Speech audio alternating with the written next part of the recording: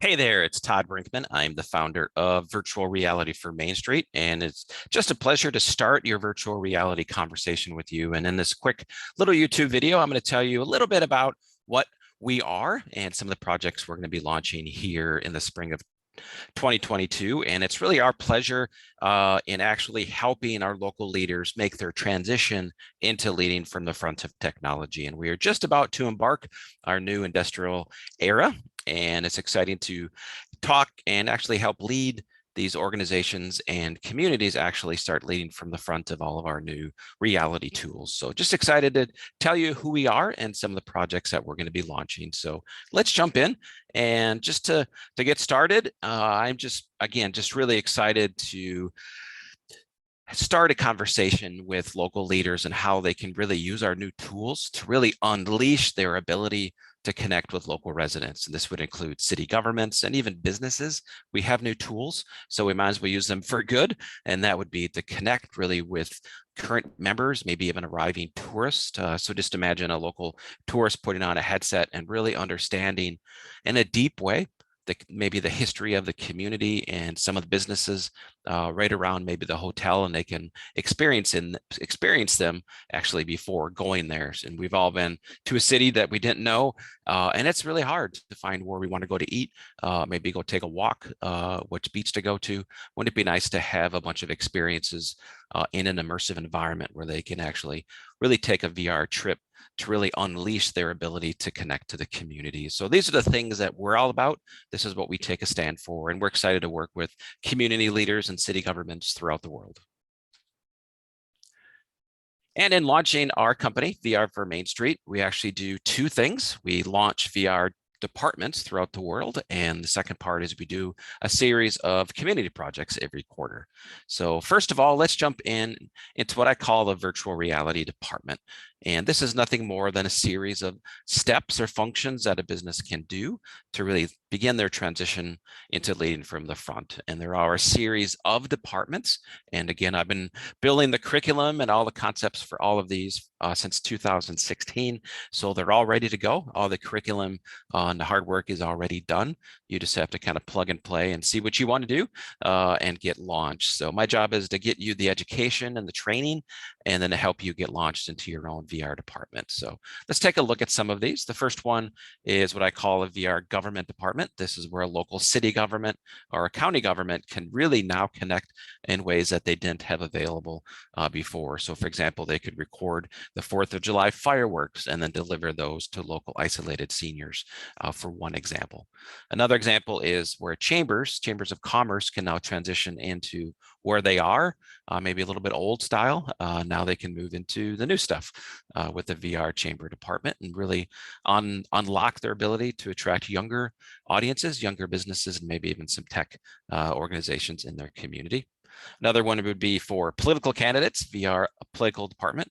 Another one would be for businesses. This would include VR restaurant departments and VR retail departments.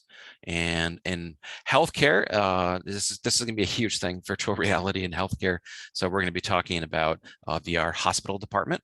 And another big thing, and that's been on my heart since 2016, but especially through the pandemic, is really how our seniors are really alone.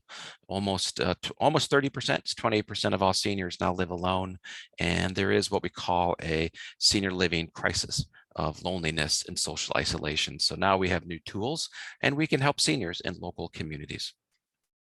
Another opportunity is granting last requests. And this is where I typically get fairly emotional when we help hospice patients put on a headset and they can connect with loved ones in ways, again, that we just didn't have available before, or they could just go to a local church to pray with their VR headset. So that's what a VR hospital department will look like.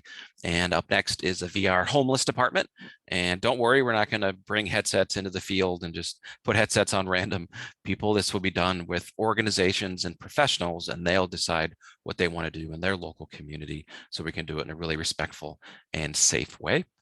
And our last one is a VR prison department. This is where we're going to work with local law enforcement and community groups and places of worship, where inmates can put headsets on and really feel connected to the community, and to even begin to use our new tools to transition out of prison into back into society. So we have access to a lot of new reality tools. And in the beginning, we're going to focus on virtual reality and really focusing on local. That's what we're going to be doing, is getting really small businesses and local communities in the conversation of our generation, which is hyper innovation. And now we can use some of these new tools to really unlock and unleash our community leaders' ability to connect to residents in their community. And I know there's a lot on this page, but we're going to talk real briefly the next probably 3 to 4 minutes on the 6 parts of a VR department. And don't worry, I've written 3 books. My 4th one's coming out this summer, and we have online courses and events and workshops and even annual summits that will cover all of this in great detail. But we're going to cover this real quickly, and we're going to be covering the 6 parts of a VR department. The first one are really the cornerstone of any of these departments, and these are the VR experiences. And there are 3 types. The first one are personalized experiences, maybe to an investor team. Maybe you're doing a pitch deck. So it's a personal experience to someone that may be investing money, or maybe to local media. So this is a personalized experience to a target audience. 360 community experiences are really designed for everybody in the community. For example, a public relations campaign. The third one are VR experiences, and there are 2 types of VR experiences. Somebody can put on a headset and they can jump into the real world environment of a real world place, maybe a restaurant or a wedding facility, and the salesperson can jump in, and so can the actual whole family of the people who are getting married, where they can look around from all over the country and be in one place, actually in the wedding hall together as their avatars, and they can begin to navigate a conversation if this wedding hall, for example, is a good place. The second type is a VR world, and you've heard of that now with metaverses.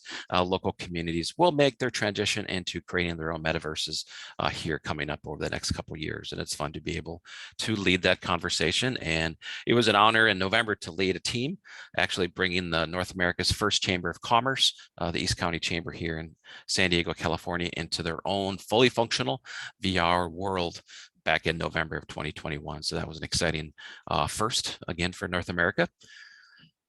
The second part of a VR department are the stations. This is where you can have 3 types again. There's static stations. This could be maybe at a local chamber or maybe at a welcome center at a big hospital, for example. It's just a room or something that never changes.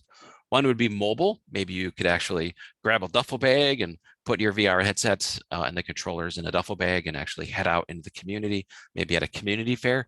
And it's one thing to say, hey, our senior living facility is great. Here's a really cute logo or a PDF, and you can't really see it. And traditional videos are great, but what's even best is now they can put a headset on and feel like they're at a senior living business. It's much different. It's much more improved, much more enhanced.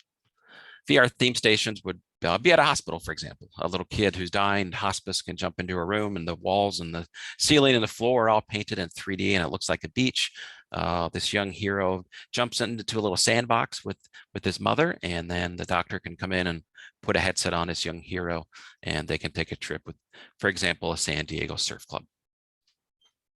The third part are VR worlds. And again, this is just a metaverse. Communities can do this regionally, or maybe a city, or maybe even a hospital just can create their own VR world.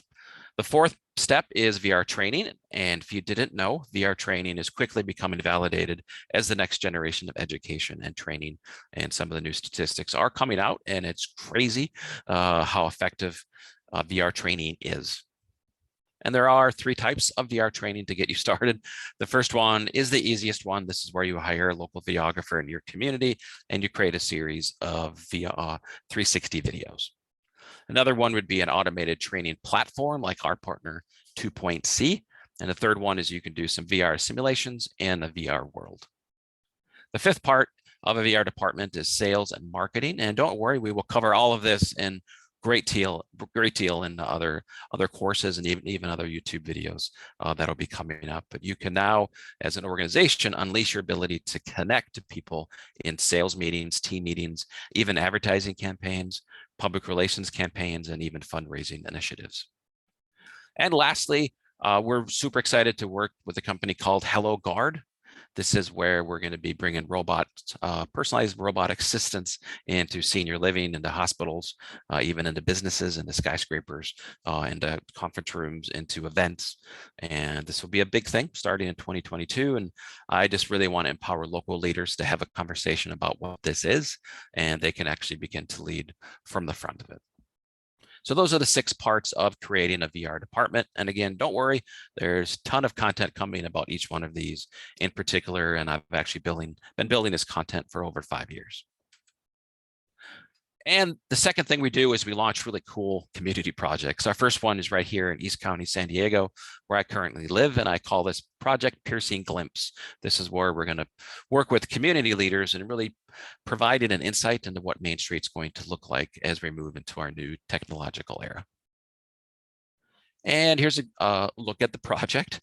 It's actually 2 parts. First part was we're going to create VR experiences. These are immersive 360 videos, and these are going to be of restaurants and retail stores, professional services, golf courses. We're even going to create a series of hiking experiences, of course, and then we're going to deliver them to arriving tourists. And this will be the main part of this project. So when somebody arrives in a hotel in East County, they'll be handed a headset and they'll have hundreds of experiences to go visit to really help them understand the community. And then they can stay and spend their money here so they don't drive into downtown San Diego. Also, perspective tours. So if somebody is in Texas and they're coming to El Cajon, California next week, they can jump in and actually identify where they want to go when they're here. And this will help new residents in the community when they move here feel connected and have an understanding of their community. And the last one, our current residents, even during the pandemic, we've all been so isolated, and now we're opening back up, and local residents can really feel connected to the community because they can have a deep understanding of local businesses and even the events of local city governments. So again, thank you. It's been just an honor to start this conversation with you about what we're going to be doing at a local level. And our goal, our mission at VR for Main Street is to really take all of our new tools and bring them down to a local level where we can empower local leaders to really lead from the front of technology. So as always, email me with any questions at info@vrformainstreet.com, or visit the website vrformainstreet.com. And again, my name's Todd Brinkman. I'm the founder of VR for Main Street, and I'm looking forward to starting your virtual reality journey.